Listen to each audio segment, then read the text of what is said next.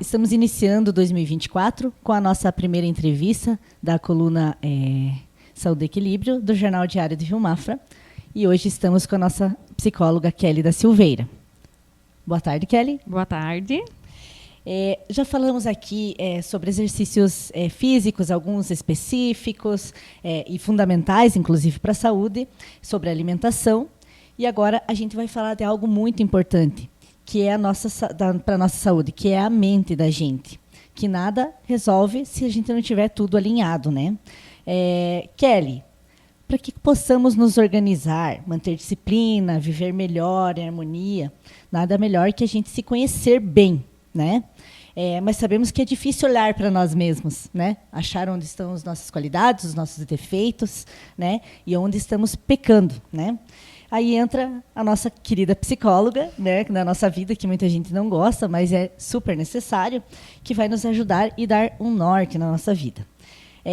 Para isso, existe a avaliação neuropsicológica. Em algumas perguntas, nós vamos tentar esclarecer isso para o pessoal que quer conhecer melhor.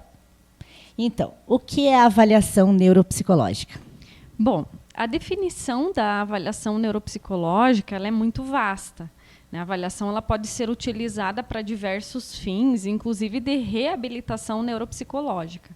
Mas, de um modo mais geral, eu vou trazer a resposta mais alcançável para o público que busca espontaneamente esse tipo de avaliação. Então, a avaliação nada mais é que uma investigação através de testes padronizados que mensuram o perfil do sujeito. Que perfil? O perfil psicológico, social, emocional, de habilidades ou dificuldades cognitivas. Então, é como se fosse um mapeamento da condição do sujeito. Isso, porque muitas vezes a gente acaba procrastinando, a gente tem déficit de atenção, é impulsivo e as pessoas não sabem, e esse teste ajuda a gente a resolver esse tipo de problema. Perfeito, isso mesmo. Qual é a faixa etária que pode ser avaliado com esse teste? A avaliação neuropsicológica ela é aberta independente da faixa etária, ou seja, ela abrange uma faixa etária indeterminada. Mas o meu trabalho é 11 anos mais, ou seja, eu atuo com adolescentes e adultos. Uhum. Isso também pode ser aplicado em crianças, porém você não trabalha com isso, mas também pode, né? Quando às vezes a mãe não sabe o que a criança tem, né? Então pode ser aplicado também, mas aí tem que achar um profissional habilitado, isso? Perfeito. Inclusive eu tenho colegas das quais eu indico quando é o caso de ser uma faixa etária inferior àquelas que eu atuo. O que a avaliação identifica no paciente? A avaliação identifica muita coisa. Então, perfil de personalidade, características emocionais, nível de depressão, ansiedade, desesperança, ideação suicida, estresse, qual o perfil de habilidade social do sujeito, habilidades cognitivas, dificuldades cognitivas, quociente intelectual, inteligência, velocidade de processamento, nível de atenção, concentração, memória. Totalmente completo. Muita coisa. Abrange muita coisa. Realmente a pessoa é para se autoconhecer. Perfeito. É um mapeamento para o sujeito entender como ele funciona. Qual é o objetivo dessa avaliação? O objetivo, ele também pode ser variado, né? Mas de que maneira que as pessoas chegam até mim? Na maior parte das vezes, as pessoas chegam através de uma indicação médica. Então, o paciente ele vai até o médico em busca de um tratamento e o médico solicita para saber qual o melhor direcionamento. No entanto, tem crescido a demanda espontânea. Então, a demanda espontânea é o sujeito que conhece a avaliação e deseja entender-se.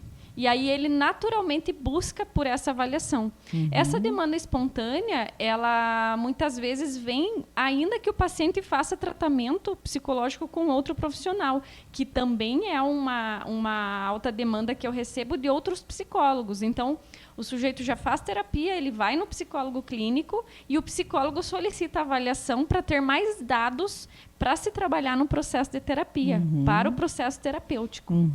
As pessoas hoje em dia, o que se fala muito é ansiedade, desorganização financeira, o teste ajuda nisso também, né? O déficit de atenção, né? Procrastinação, falta de disciplina, não conseguem manter constância nas coisas, né? E o teste ajuda a ver onde está o teu problema, que pode focar nisso, né? Perfeito. Então, normalmente, o principal objetivo acaba sendo um tratamento médico e psicológico, mas o objetivo ele pode ser mais amplo que isso, inclusive um desejo espontâneo de autoconhecimento, né? Como funciona e como é feita essa avaliação? Ela é feita em sessões, né? Eu particularmente gosto de atuar em uma única sessão de um período inteiro, ou seja, uma manhã ou uma tarde inteira.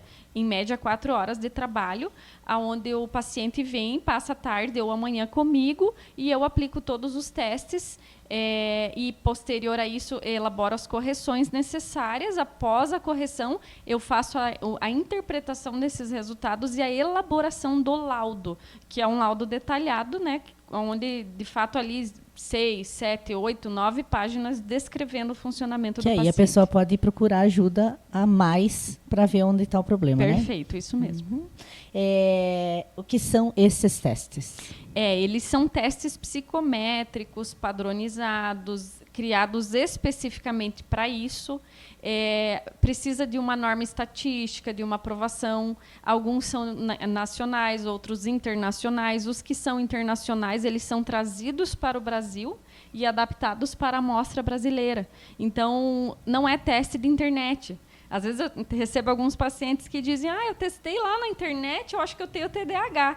Calma, não é nada disso. A gente precisa avaliar com testes validados. Até porque são muitos testes, né? Muitos são caros. As folhas de respostas exigem, por haver ali uma questão de direito autoral. Então, é um instrumento que não é acessível para a população. Somente psicólogos têm acesso. E a gente precisa pagar por licença para uso desse material.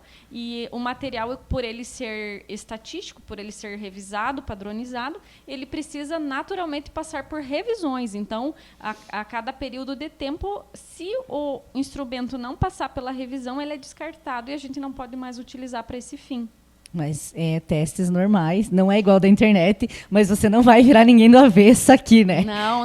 Ele é muito similar. Não vai ler a mente de ninguém. Não. É muito similar. O paciente se avalia, responde sobre si, e vários outros, que eu acho que é a cereja do bolo, é os que eu coloco o paciente em execução. Então, eu avalio o paciente. E que tem uma distinção muito importante. O paciente, quando ele recebe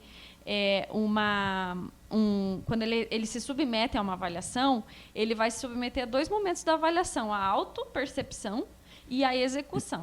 E muitas vezes há uma disparidade, uma dissonância, ou seja, o paciente se vê de um jeito, mas na prática ele é de outra. Então, ele acha que ele tem TDAH, ele acha que ele tem dificuldade em tal coisa, e na hora da prática isso não acontece. Ele é muito bom. Ou vice-versa, né? Também acontece o contrário. Então, é até legal, porque é muito importante a gente colher a informação do que o paciente, da maneira que ele se vê, do que ele tem para relatar da sua queixa, mas é muito mais importante eu colocar ele à prova, né, para eu executar. Só que não é nada assim cabeludo, né? Os pacientes às vezes chegam ansiosos, mas depois eles dizem: nossa, foi muito mais tranquilo do que eu pensei. Porque as pessoas acabam tendo um pouquinho de medo, né? Então, já vamos chegar nessa parte. Tem algum preparo para isso? O preparo, ele depende da finalidade da avaliação. Então, quando é uma avaliação de critério de espontâneo, onde não há uma queixa de déficit de atenção ou não há um tratamento prévio, é só o paciente vir. No entanto, se o paciente já está em tratamento, por exemplo, para TDAH, que é um déficit de atenção, e ele, de repente, usa a própria Ritalina, um psicoestimulante, o preparo é parar de usar por pelo menos 1 ou 2 dias anteriores à avaliação. Agora, os demais psicotrópicos, ansiolíticos, antidepressivos, eu não sugiro a paralisação, embora a gente avalie depressão e ansiedade, mas justamente porque não é recomendado. Agora, quando é psicoestimulante, precisa paralisar.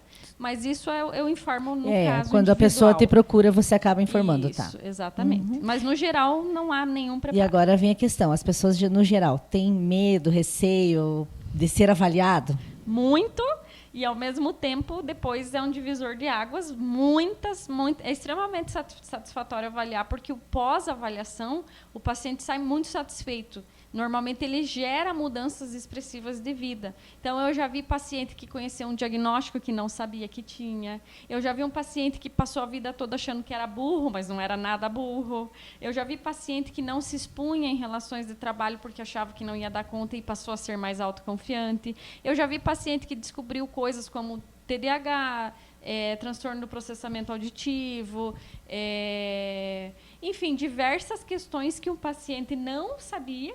Altas habilidades têm aparecido muito, então o paciente lá tem uma sequencial de problema, mas nunca imaginou que é porque ele é superdotado. Então, isso vem surgindo e o paciente olha e diz, nossa, foi isso a vida toda e eu não sabia. Até porque ser superdotado não é fácil, né? Não, tem muitas dificuldades. Hoje a gente trabalha com... Acha que porque a pessoa é inteligente e tal, não é, né? Não, é muito pelo contrário. Muitas vezes é o que tira nota baixa, é o que reprova. Tanto que eu tenho um grupo de adultos, né, do nosso grupo de superdotados, de adultos que descobriram a superdotação. E ali a gente vê histórias de pessoas que tiveram problemas no trabalho, que fracassaram em questões escolares, ao mesmo tempo em que há uma superdotação. Alguns que fracassaram em questões de relacionamento, de condição emocional, justamente porque a superdotação ela predispõe a outros problemas. E também acaba não sabendo lidar com aquilo que não é problema, mas acaba se tornando um problema. Por não saber que é um diagnóstico. E aí, quando sabe, começa a aprender a lidar. Por isso, a importância da avaliação. Então, o paciente chega com medo, mas ele sai muito satisfeito na maior parte das vezes. E o que você mais vê com os resultados? O que eu mais vejo com os resultados são os tratamentos sendo direcionados de uma maneira equivocada. O que eu quero dizer? O paciente ele vai, por exemplo, numa consulta médica e ele já está em tratamento de um TDAH, de um déficit de atenção, só que, no entanto, ele não tem TDAH. E não é que o médico é ruim, não é nada disso, isso eu sempre tento explicar, mas é porque nós não dispunhamos desses instrumentos antes e agora nós dispomos. Então, hoje nós entendemos, é como se fosse um exame de sangue da condição psicológica. Então, hoje o exame de sangue da condição psicológica, assim como você não vai tratar uma diabetes sem antes fazer um exame de sangue, você não vai tratar uma condição emocional sem antes fazer um teste psicométrico. Então, o que eu mais vejo são pacientes que chegam com o diagnóstico pronto, mas que não se refere ao diagnóstico que imaginavam e descobrem um outro e aí sim passam a tratar corretamente. Então, Kelly, infelizmente a gente tem um pouco tempo, né? Que isso não passa no Instagram. Sim. É um assunto muito amplo, né? Mas eu queria te agradecer, então. Eu espero poder ajudar que o pessoal que tem vontade de fazer, que procure a Kelly, né? Que tem que ser um profissional autorizado, né? Para aplicar esses testes. Psicólogos, né? Isso. Com instrumentos corretos. Então, queria te agradecer. Eu é que agradeço pela oportunidade. Então, tá. Muito obrigada. Obrigada. Até mais. Boa tarde.